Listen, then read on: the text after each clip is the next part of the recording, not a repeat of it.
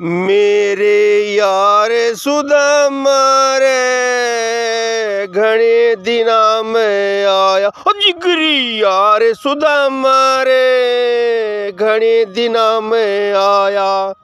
इब भी आ गया ठीक बखत पे, आजा बैठ जा मेरे तकत पे। टोटे की मारे सुदामा रे घणे दिना में आया। प्यारे विद्यार्थियों, कक्षा 8वीं में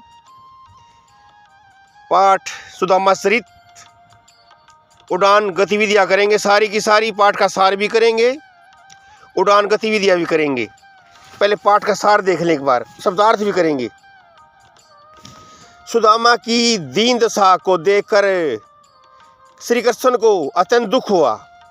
दुख के कारण श्री कृष्ण की आंखों से अश्रु धारा बहने लगी। उन्होंने सुदामा के पैरों को धोने के लिए पानी मंगवाया, परंतु उनकी आंखों से इतने आंसू निकले कि उनकी आंसुओं से सुदामा के पैर धुल गए। और सार सुन ले भाई, सुनते ले। सुदामा के आगमन पर उनके पैरों को धोने के लिए प्रात में पानी मंगवाया, परंतु सुदामा की दुर्दशा देखकर उनको इतना कष्ट हुआ कि आंसुओं से ही सुदामा के पैर धुल गए, अर्थात प्रात में लाया गया जल व्यर्थ हो गया। तो ये था भाई मित्रता का भाव। जारी है, सार जारी है। सुदामा की पत्नी ने श्री कृष्ण के लिए भेंट स्वरूप कुछ चावल भिजवाए थे।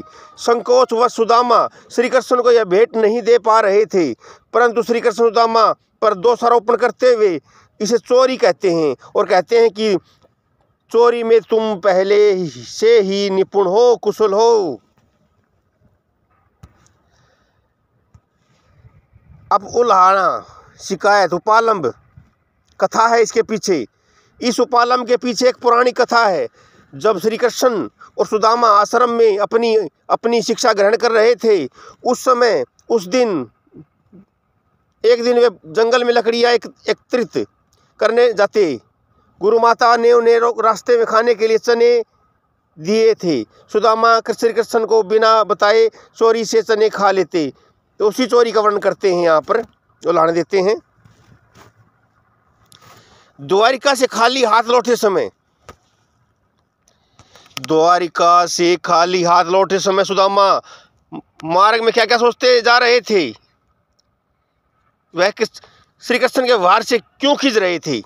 तो द्वारका से खाली हाथ लौटते समय सुदामा का मन बहुत दुखी था। वे कृष्ण द्वारा अपने प्रति किए गए व्यवहार के बारे में सोच रहे थे कि जब श्री कृष्ण के पास पहुंचे तो कृष्ण ने आनंद पूर्वक उनका आतिथ्य सत्कार किया। क्या वह सब दिखावटी था? वे कृष्ण के व्यवहार से खिंच रहे थे, अर्थात उन्हें आशा थी श्री कृष्ण उनकी दीनता यानी गरीबी दूर करने के लिए धन दौलत देकर विदा करेंगे, परंतु श्री कृष्ण ने उन्हें चोरी का उल्हाना देकर खाली हाथ ही भेज दिया। तो ये महिमा थी। वास्तव में वे श्री कृष्ण की महिमा से अनजान थे। द्वारका से लौट रहे सुदामा जब अपने गांव वापस आए तो गांव वापस आए तो क्या देखा भाई, क्या देखा? वापस आए तो अपनी झोपड़ी स्थान पर बड़े बड़े भव्य महलों को देखकर सबसे पहले तो उनका मन भ्रमित हो गया। कहीं मैं घूम फिर के वापस द्वारका तो नहीं चला आया। फिर सबसे पूछते हुए फिरते हैं तथा अपनी झोपड़ी को ढूंढने लगते हैं, परंतु ढूंढ नहीं पाते हैं। निर्धनता, गरीबी के बाद श्री कृष्ण की कृपा से सुदामा को धन संपत्ति मिलती है। तो भाई वापिस आए, संपत्ति तो मिली, धन संपत्ति मिलती है। वहाँ जहाँ दुनिया की टूटी फूटी सी झोपड़ी रहा करती थी, वहाँ अब स्वर्ण भवन शोभित है। जहाँ पहले पैरों में पहनने के लिए चप्पल तक नहीं थी, अब वहाँ पैरों चलने की आवश्यकता ही नहीं है, क्योंकि अब घूमने के लिए घोड़े हैं। पहले सोने के लिए केवल कठोर भूमि थी, आज कोमल सेज पर नींद नहीं आती। कहाँ पहले खाने के लिए कोदो चावल भी नहीं मिलते थे, और आज प्रभु की कृपा से खाने के लिए कशमिश मुनक्का उपलब्ध हैं। तो ये माया है भाई। श्री कृष्ण जी की। अब शब्दार्थ देख लें, शब्दार्थ देख लें, सीख लें। पग पगा पगड़ी, जगा ढीला कुर्ता, अही है लटी लटकना, दुपट्टी अंगोछा गमछा, उपाने जूता, द्विज ब्राह्मण, चकीसो चकित, वसुधा पृथ्वी, पिबाइन पाँव की एडी की फटना, अभिराम सुंदर, जोय ढूंढना, परात एक प्रकार की बर्तन, पाछीली पिछला, पुलकिनी खुशी उमंग।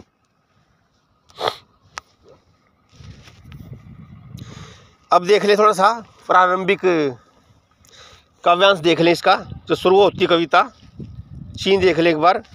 पग शीस पग ना जगा तन में, प्रभु जाने को अही बसे के ही ग्रामा, धोती पटीसी लटी दुपट्टी, अरु पाए उपाना को नहीं सामा, द्वार खड़ो दिवज ब्राह्मण, दिवज होता ब्राह्मण, दुर्बल एक रहो चिकित्सो वसुधा अभिरामा, पूछत दीनदयाल का धाम, बतावत अपनो नाम सुदामा। शीश पर पगड़ी भी नहीं है, तन पर कुर्ता भी नहीं है भाई, और पता नहीं कौन से गांव से आया है, धोती पटी हुई है, गमछा भी लटक रहा है भाई, और पैरों में चप्पल भी नहीं है। द्वार पर दुर्बल ब्राह्मण खड़ा है, सुंदर द्वारका को देख रहा है और पूछ रहा है, दीनदयाल श्री कृष्ण जी का पता पूछ रहा है और अपना नाम सुदामा बता रहा है। ये द्वारपाल बता रहा है श्री कृष्ण को, ये ऐसे ऐसे बंदा आया है, ब्राह्मण, पगड़ी है ना कुर्ता है, ऐसे बेहाल बिमाइन सो, पग कंटक जाल लगे पुनि जोए। तो भाई बेहाल था सुदामा, सुदामा बेहाल था, पैरों में एडी फटी हुई थी, कंटक ज़्यादा थे, श्री कृष्ण ने निकाली, बार बार निकाली भाई। हाय महादुख पायो सखा, दुख हुआ सुदामा को, बहुत दुख हुआ था, और उससे ज़्यादा दुख श्री कृष्ण को हुआ था। तुम आए नहीं इतने दिन, पहले आ जाते भाई, कहाँ खोए गए थे पहले। देख सुदामा की दीन दशा, सुदामा की दैनिक दशा देखकर श्री कृष्ण जी रोए, दयालु रोए, करुणानिधि रोए, पानी प्रात में हाथ छुयो नहीं, नैन के जल से पग धोए, यानी प्रात का पानी बेकार गया, आंसुओं से ही पैर धो दिए, अपने यार सुदामा के पैर धो दिए। शब्दार्थ देख लें। शीस शीस, पगा पगड़ी, जगा ढीला कुर्ता, दुपट्टा अंगोछा, उपाने जूता, द्विज ब्राह्मण, चकित्सो चकित होना, वसुधा पृथ्वी, अभिरामा सुंदर, धाम निवास स्थल, पिबाइन पैरों की एडियों की दरार, कंटक काटा। और देख लें शब्दार्थ भाई।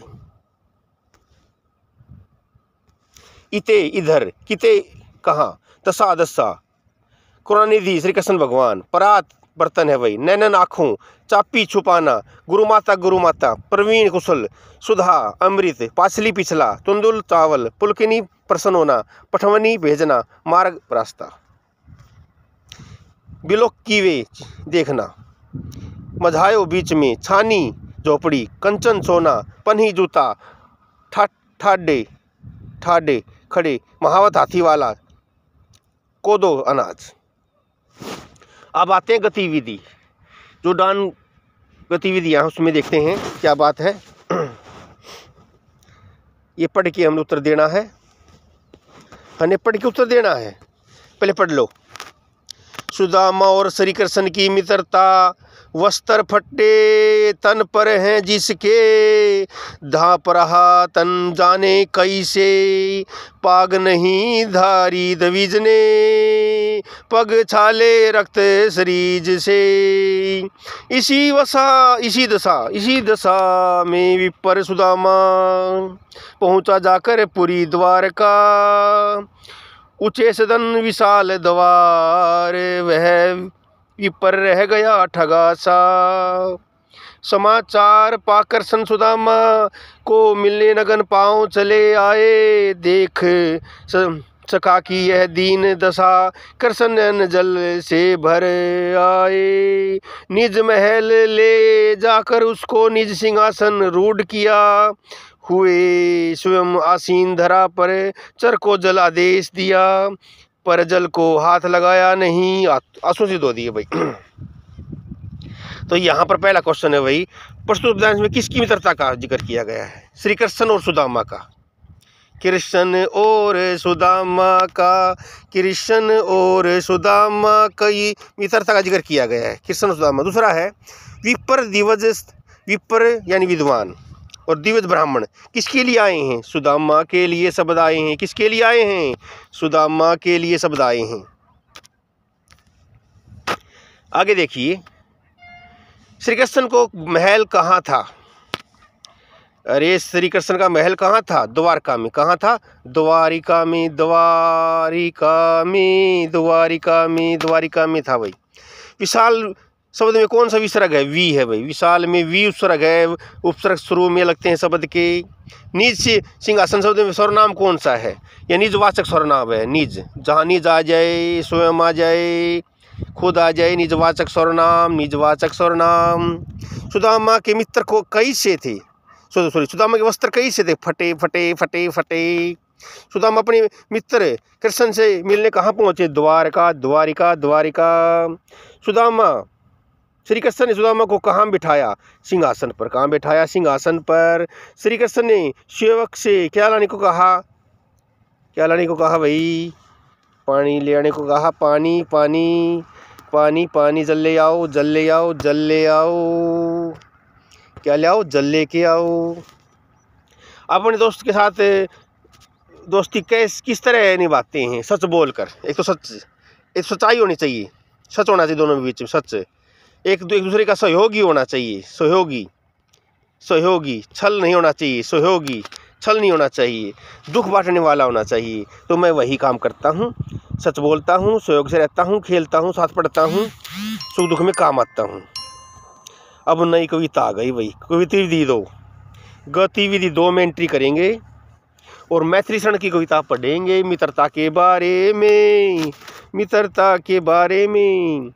तप्त हृदय को सरस सने से, जो सहला दे मित्र वही है, रूखे मन को श्रावोर कर, जो नहला दे मित्र वही है। प्रिय वियोग संतप्त चित को, जो बहला दे मित्र वही है। अश्रु बूंद की एक झलक से, जो दहला दे मित्र वही है, जो दहला दे मित्र वही है।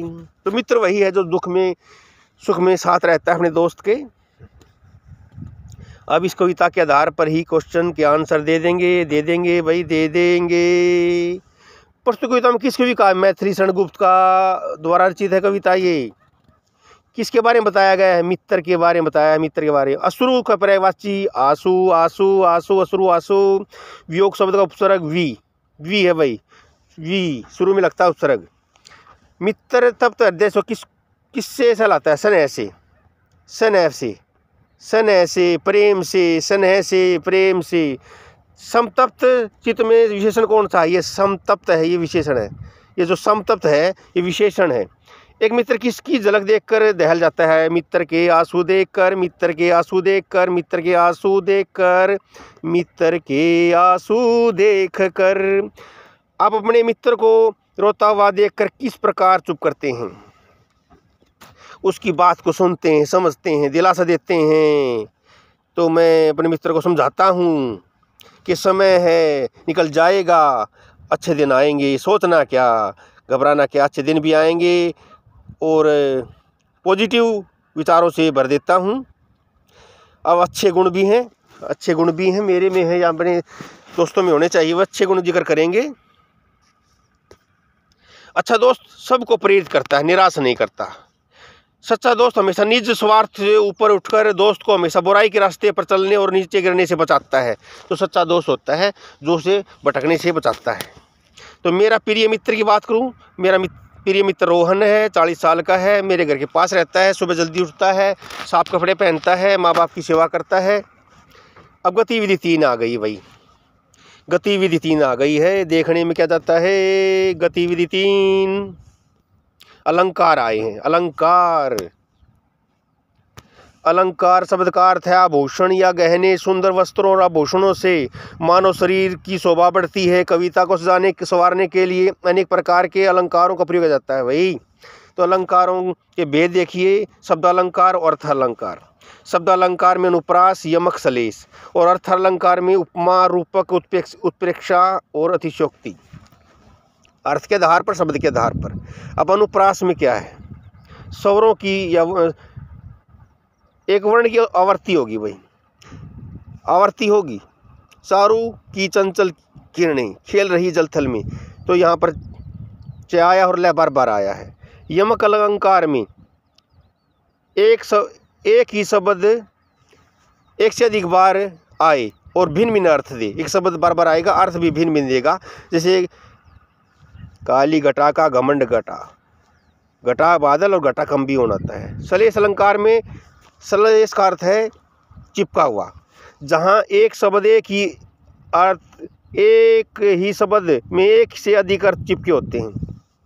रहीमन पानी राखिए, बिन पानी सब सून, पानी गए न उबरे मोती मानो सुन। तुम पानी,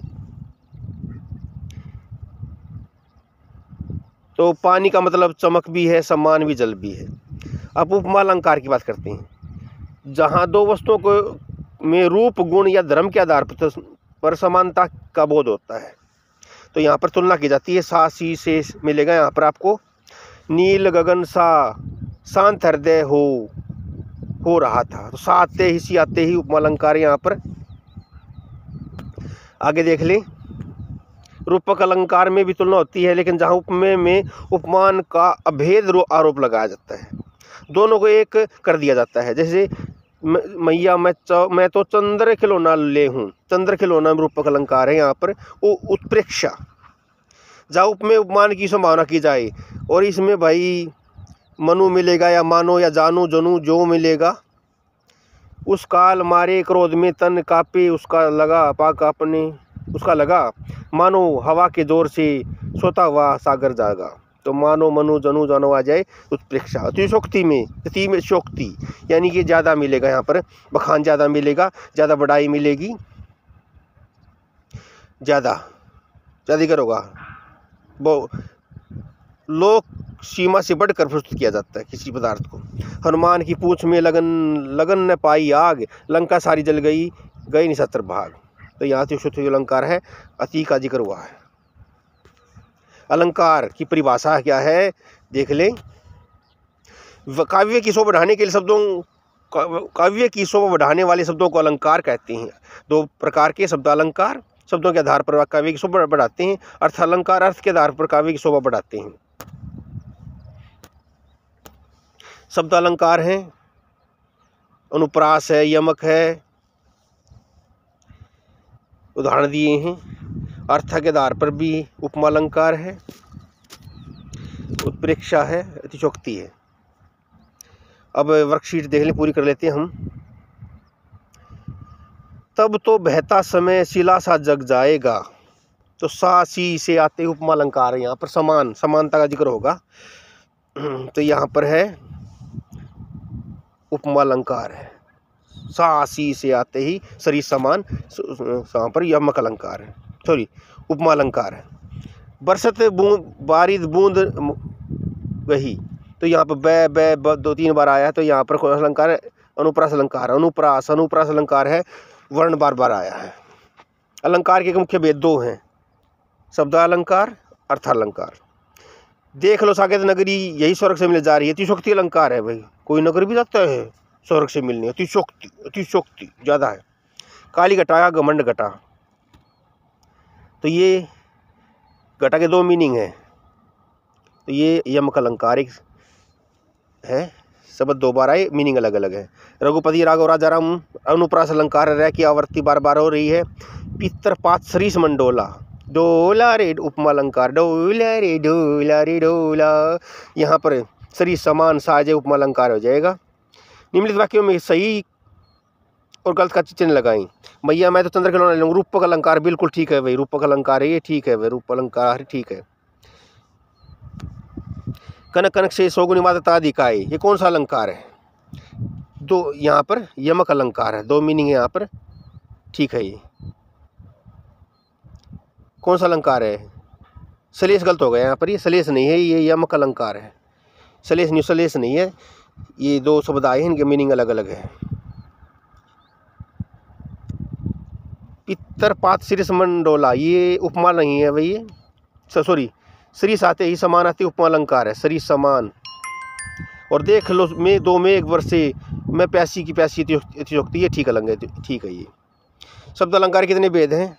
तो 4 हैं, जैसे बताया था आपको, नीचे भी बता दूंगा आपको। अतिशोक्ति उत्प्रेक्षा विषय में आते हैं, तो ये आगे दिया है। और इसमें शब्दों का प्रयोग द्वारा नहीं, किसी कथन को चमत्कार कहलाता है, अलंकार कहलाता है, अलंकार कहलाता है। तो अर्थालंकार 4 हैं, उपमा, रूपक, उत्प्रेक्षा और अतिशोक्ति। अतिशोक्ति, अति जमा में उक्ति, उक्ति अतिशयता में समावेश, जब किसी वस्तु, व्यक्ति आदि का वर्णन बहुत बड़ा चढ़ाकर किया जाए। हनुमान की पूंछ में लगन ने पाई आग, सारी लंका जल गई, जारी गई निशस्त्र भाग। तो उदाहरण दे दिया। तो भाई समय लगते ही सब्सक्राइब कर दें। जय मेरे और